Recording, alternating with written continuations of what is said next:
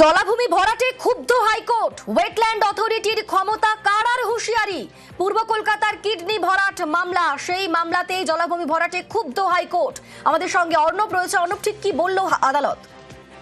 দেখো, আজকে বিচারপতি অমৃতা সিনহা, যিনি এর আগেই নির্দেশ দিয়েছিলেন 505টা বেআইনি নির্মাণ পূর্ব কলকাতা জলাভূমির উপর গড়ে উঠেছে, সেই নির্মাণগুলি ভাঙার জন্য, পদক্ষেপের জন্য, কিন্তু তার কোনো কিছুই হয়নি। এটা জানার পর বিচারপতি অমৃতা সিনহা তিনি বলেন, প্রত্যেকবার শুনানির দিন একই প্রশ্ন করতে হয় এবং একই রকমের উত্তর তার পাওয়ার অভ্যেস তৈরি হয়ে যাচ্ছে।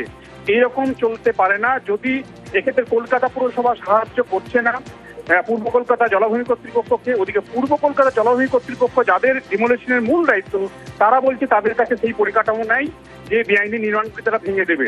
এক্ষেত্রে বিচারপতি অমৃতা সিনহা জানিয়েছেন, এই যদি চলতে থাকে তাহলে অন্য কোনো সংস্থাকে দিয়ে এই বেআইনি নির্মাণ নির্মূল করার দায়িত্ব তিনি তাদের হাতে তুলে দেবেন। এবং শুধু এই মন্তব্যের মধ্যে তিনি থেমে থাকেননি, তিনি জানিয়েছেন প্রয়োজনে আধা সামরিক বাহিনী অর্থাৎ আধা সেনা নামিয়ে ওই বেআইনি নির্মাণ তিনি ভাঙানোর নির্দেশ জারি করবেন।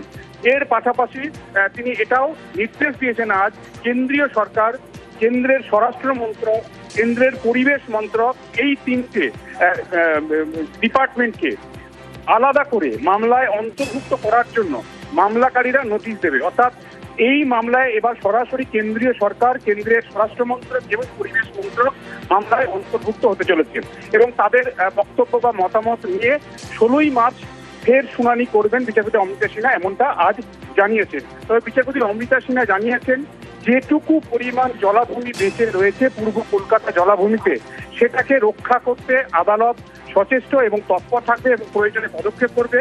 কিন্তু সেই জলাভূমি যেন নতুন করে আর ভরাট না হয়, সেটাও আদালত সুনিশ্চিত করতে চায়। তাই আদালত এই কেন্দ্র এবং এই দুটো পরিবেশ এবং স্বরাষ্ট্র মন্ত্রককে তারা মামলা অন্তর্ভুক্ত করতে বলছে এবং তাদের বক্তব্যটাও এই মামলা অত্যন্ত গুরুত্বপূর্ণ হতে যাচ্ছে, এটা জানানো হয়।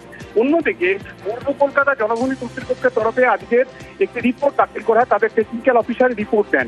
সেই রিপোর্টে বলা হয় যে ইতিমধ্যেই কলকাতা হাইকোর্ট যেমনটা জানিয়েছিল, 5টা পট ডাক নাম্বার ধরে ধরে তা সংবাদ মাধ্যমের 5টি মূল স্ট্রিমের যে কাগজ রয়েছে আমরা জানি, নিউজ পেপার, সেখানে বিজ্ঞপ্তি দেওয়া হয়েছে এবং তারা ওয়েবসাইটেও সেগুলি যে বেআইনি প্লট সেটাকে অবহিত করেছেন। কিন্তু তাদের পরিকাঠামো অংশহীন, তাই তারা সেগুলো ডিমোলিশনের পথে এগোতে পারছে না বা তারা সেই জায়গায় কোথাও একটা সমস্যার মধ্যে পড়ছে। এই বিষয়টি জানার পরই বিচারপতি সিনহা নামিয়ে এই বেআইনি নির্মাণ ভাঙার হুঁশিয়ারি দেন।